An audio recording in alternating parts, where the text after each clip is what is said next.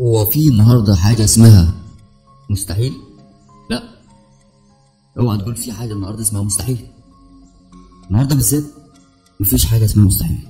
الأمل والطموح مفتاح النجاح والتغيرات. الأمل والطموح هو قدوتان دافعتان تمنحان الإنسان القدرة على مواجهة التحديات والسعي نحو تحقيق أهدافه. فالأمل هو النور الذي يضيء طريقنا حتى في أحلى اللحظات، بينما الطموح هو القدوة الذي يدفعنا للعمل بجدية والتطوير بالاستمرار. الأمل هو سر الاستمرارية والتحدي. الأمل هو الشعور الداخلي بأن الغد سيكون أفضل، وأن المنحة التي نمر بها ليست سوى محطات مؤقتة في طريق النجاح عندما يتملك الإنسان.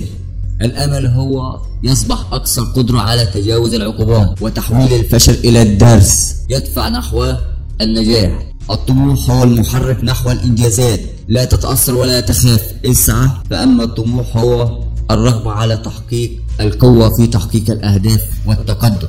الحياة، الشخص الطموح لا يرضى بالمكان الذي هو فيه، بل يسعى دائما لتطوير نفسه وتوسيع آفاق. الطموح لا يعني فقط النجاح الشخصي، بل يشمل أيضا الرغبة على إحداث تأثير إيجابي على المجتمع والعالم. كيف تغذي الأمل والطموح؟ يجب عليك أن تبحث على حلول وتبني نظرية إيجابية للحياة. ضع أهداف وخطة.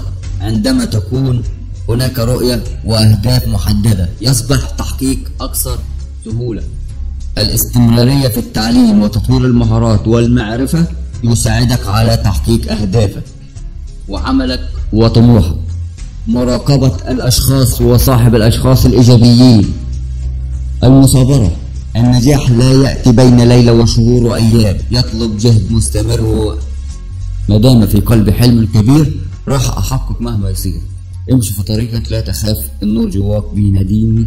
الحلم يفتح ألف باب الأمامي. لو تعبت كون مكمل، مفيش نجاح من غير جروح. لا تقول خلاص ده المشوار طويل. هو في النهارده حاجة اسمها مستحيل؟ لا، اوعى تقول في حاجة النهارده اسمها مستحيل. النهارده بالذات مفيش حاجة اسمها مستحيل.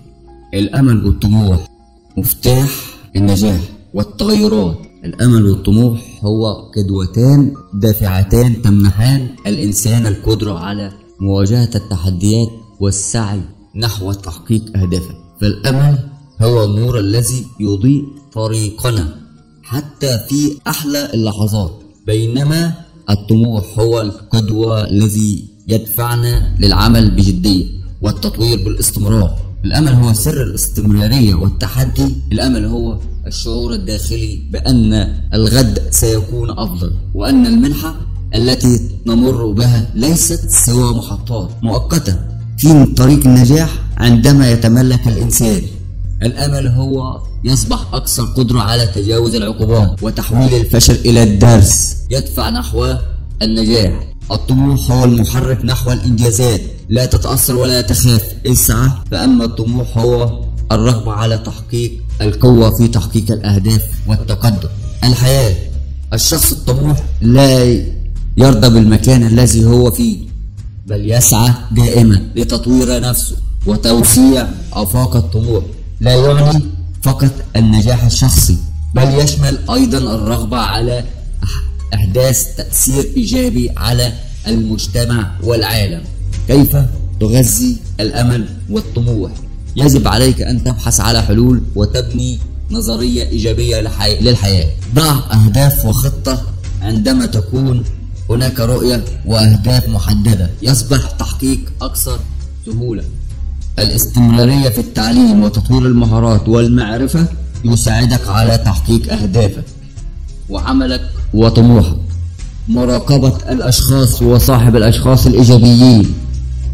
المثابرة، النجاح لا يأتي بين ليلة وشهور وأيام، يطلب جهد مستمر. ما دام في قلبي حلم كبير راح أحقق مهما يصير. امشي في طريقك، لا تخاف، النور جواك بيناديني.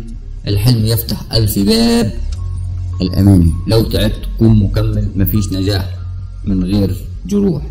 لا تقول خلاص، ده المشوار طويل، كل خطوة بتجرب حلمك أكيد.